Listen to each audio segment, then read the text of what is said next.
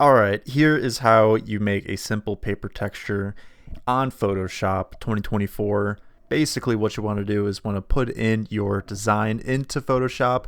If that's whatever way of getting it onto Photoshop, you got to do it. Second step, you want to get a hold of some sort of paper texture. This texture can be found literally anywhere online, or if you're someone that has a scanner, you can create the paper yourself, fold it in whatever way that you like, run it through the scanner, and then upload that image onto that same Photoshop document. You basically need to have these two images onto your Photoshop file. After you have these two, you want to click on your paper texture and you will want to go to Image, Adjustments, Brightness, and Contrast, and then change the brightness to -50 and the contrast to 45.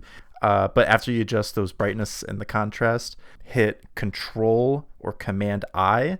This will invert the image. And if you forget the command, you can also go to Image, Adjustments, and Invert.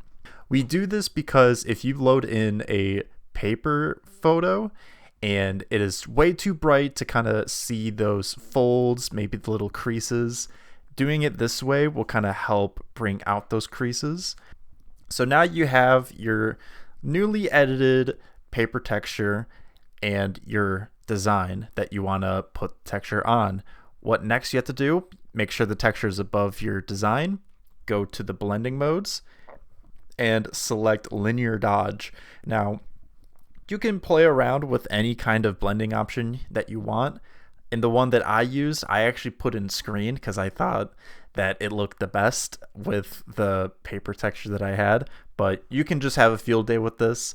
I know I did, and some of my designs, when I used the same method, it kind of didn't really look like a paper folding texture or a paper texture, but it still ended up looking really, really cool.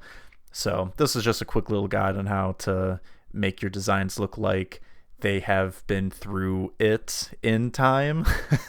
Or maybe you're trying to go for that like dark, grungy, rock and roll punk aesthetic if you're trying to go that route. But yeah, that's how you do it. Thank you so much for watching. Subscribe if you want to see more. And I'll post more of these tutorials whenever I feel confused on how to do something. All right, bye bye.